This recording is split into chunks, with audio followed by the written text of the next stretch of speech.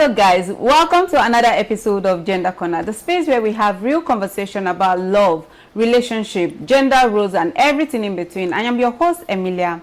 Today's conversation is one that we don't talk about enough, the friendship between females. When friendship feels like home. Now, we're not talking about romantic relationship. We're talking about that bond that we share with our friends, that sisterhood that we share with our friends. And I have an amazing guest in the studio who will help us to share our experience on friendship and also tell us what we need to do and not to do when we find ourselves in that ride or die kind of friendship. So without further ado, I will allow my guest to do me the honor by introducing herself to you guys. So, the floor.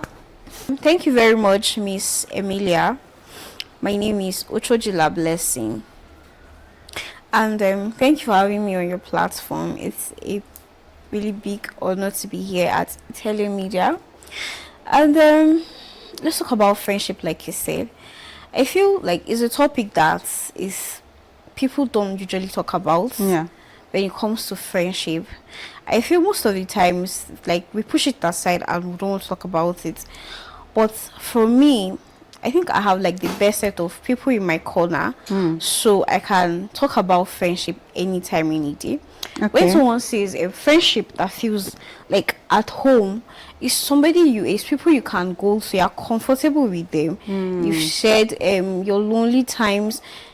I think most times people connect with friends more than even siblings. This day and time. I think some friends. Let's say some friends, include some friends. And then most of these people find ourselves talking to them. We cry together, we laugh together, we party together, we do all sort of things together that we all know that's okay. Let's now dive into topic about friendship that feels like home. Trustworthy, emotional safety, unconditional acceptance regardless of the background we come from.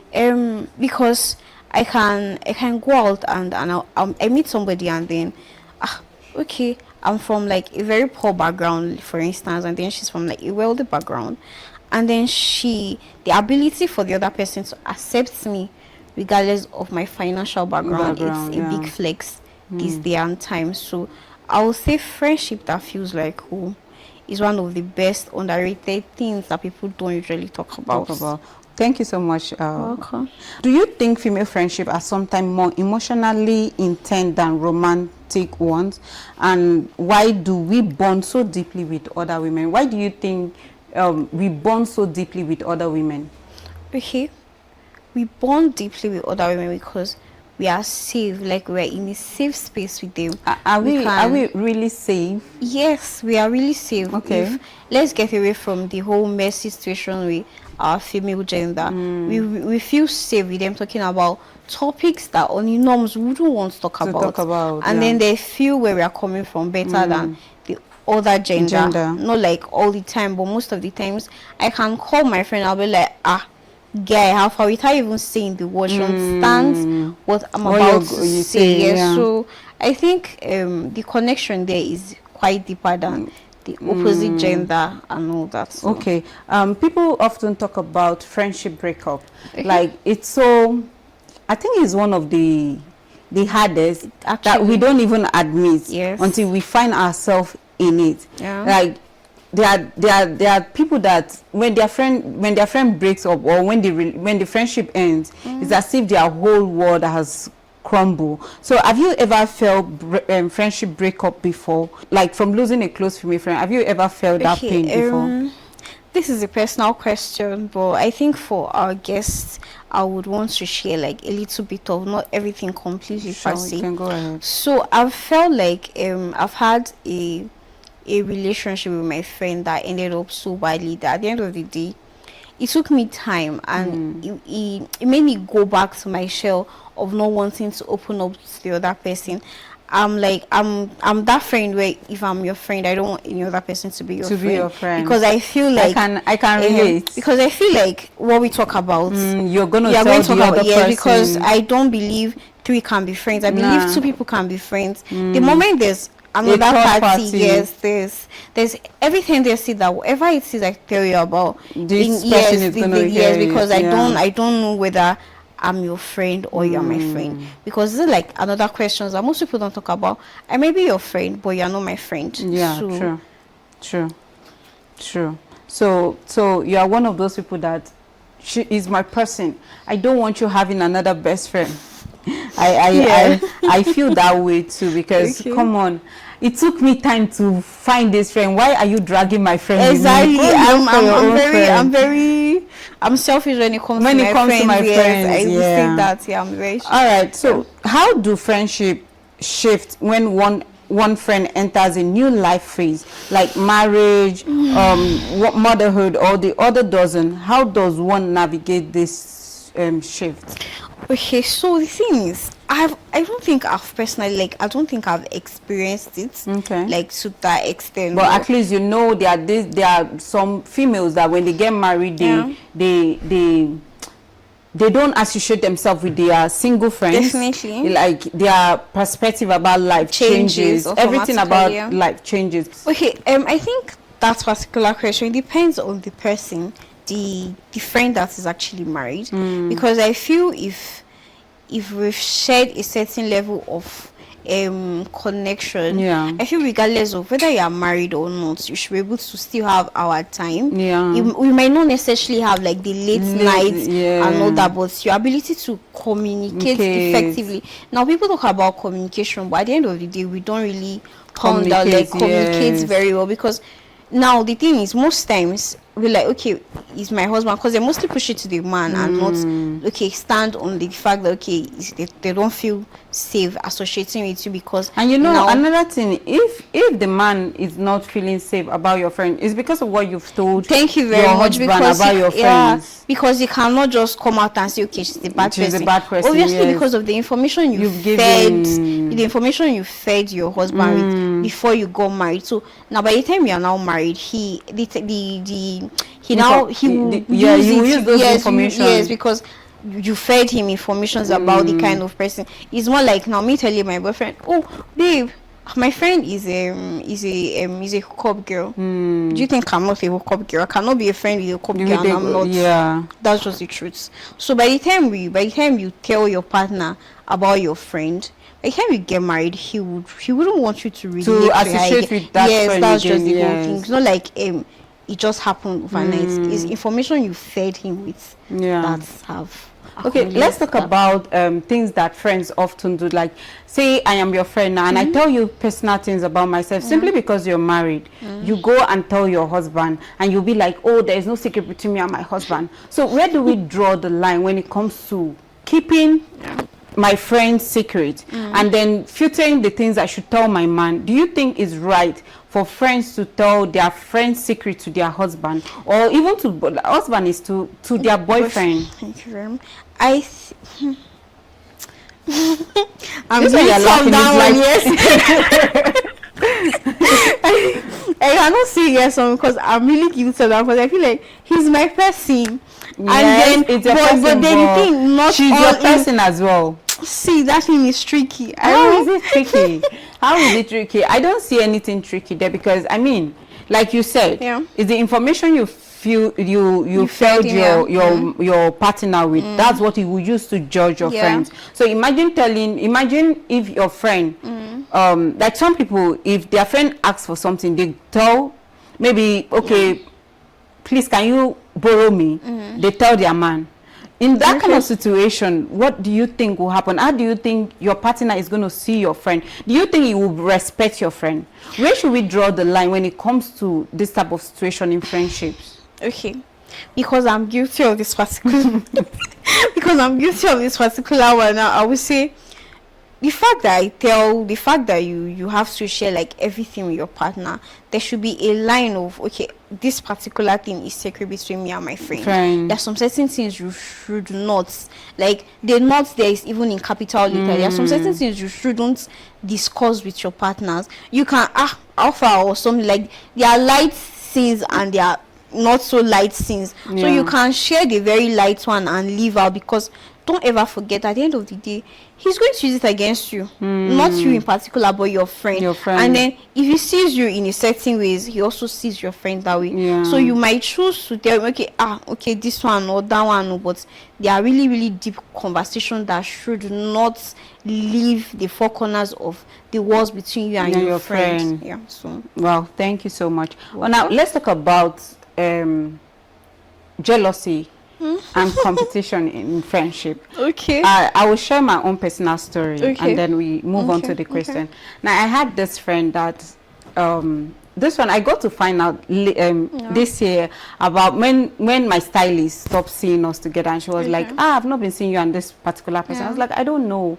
She just stopped communicating. And she was like, it's even good. I was praying for you guys for the friendship, because to just natural dead, it should just be there. And I was like, why? She said, because each time you make hair and each time she comes to make hair, she's always asking what kind of hairstyle you made so that she would do. And then she's always like, you have to make my hairstyle as beautiful as more this beautiful person. Than yes. So I have had this not once, I have had it a couple of times with other people, and it's not healthy.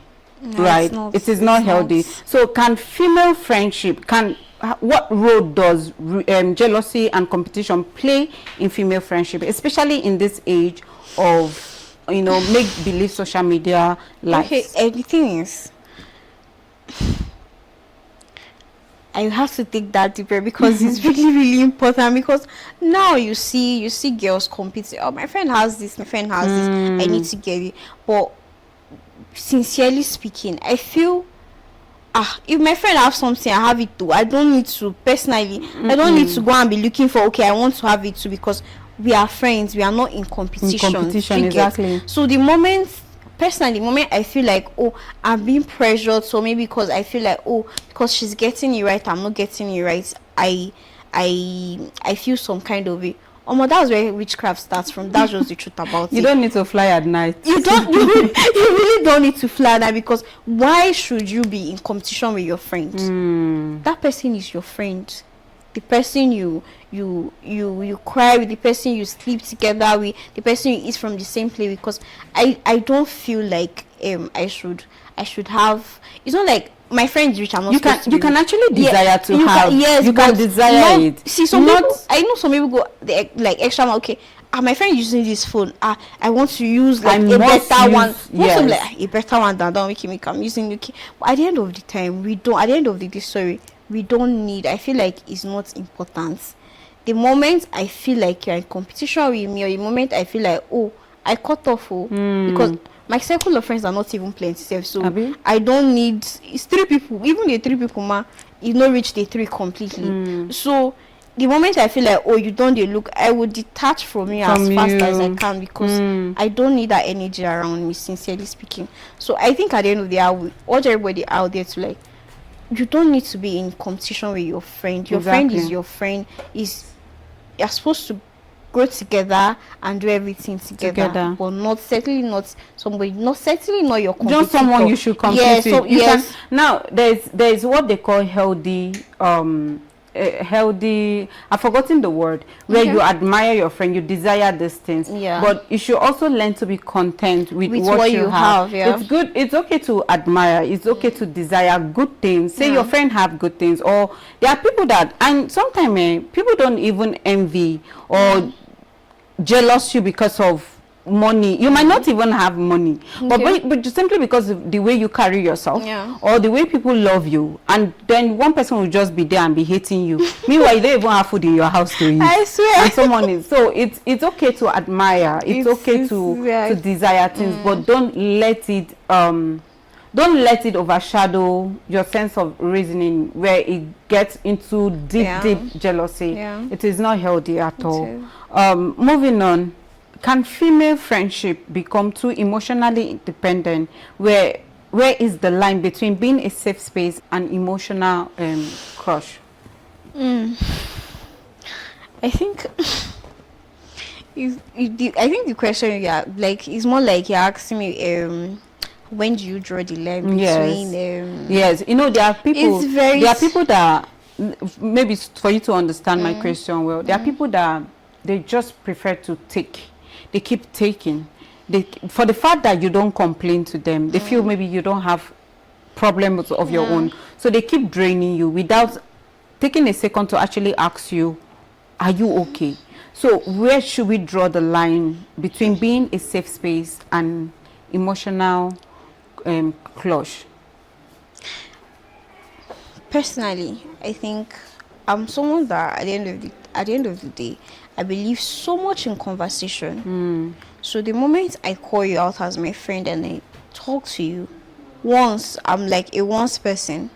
The moment I talk to you and then you still do the same thing, you feel like you just keep extorting me, because at the end of the day, that is what it is. Yeah. If I talk to you and then you keep doing the same thing, I'll just let it be and I will leave without you even noticing I've left. Yes, that's just. So if that means if you talk to the person once and the person doesn't change, you don't give a second chance.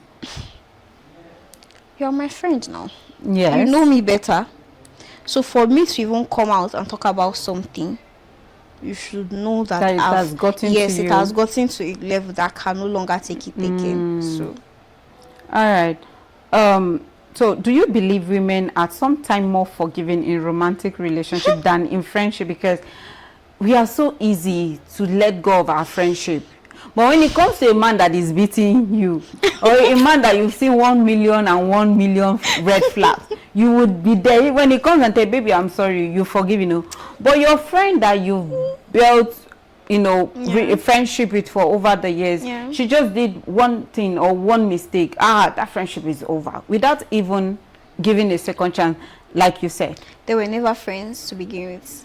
So the guy, the romantic partner, is it? Yes, because I don't know why I would not forgive my friend, except you were never my friend, except I was with you because of certain things I can get from you, or we're together because we had things we wanted to exchange.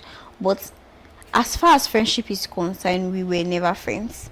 If I can just, because of something, or you can decide to just turn your back because of a certain actions, then I think we were never friends, because I think the main essence of friendship, I mean the main purpose, we learn, because you are not perfect, I'm not perfect. So it's our ability to learn, forgive. Like the forgiveness is even plenty. I feel like the forgiveness is really much. So if you cannot learn and if you cannot forgive, we are two imperfect beings. So you don't expect me to be perfect all the time. True. So if you cannot forgive me, then we have a problem. Like the other side is a total different thing entirely. So as far as friendship is concerned, I feel like forgiveness is one of like the most important tools that people don't even talk about. Like they just say forgiveness, but forgiveness is deeper than what we even think it is. Okay, now let's talk about those females, those social climbers. You know, social climbers, those females that only come to you maybe for they've seen what they can get from you. That's when they become your friend. That's when they become all nice and playful and all that, simply because they want to get something from you. If you find yourself in this kind of situation, what would you do? Well, I found myself in such situations, so I don't know how I'm going to navigate. Like I don't know how I'm going to go through it when I get there. So I can't really say much on that. All right. Yeah. All right, thank you so much. You're welcome. So, my last question. Okay. So, how do we protect this deep female bond? What is the key to sustaining strong, honest, supportive friendship as life gets busier and more complex? Talk about unresolved issues. Don't bottle up anything. And I think that's where the problem starts from. That's where the problem starts from. The moment you don't talk about it, you keep piling it up, then you are going to explode.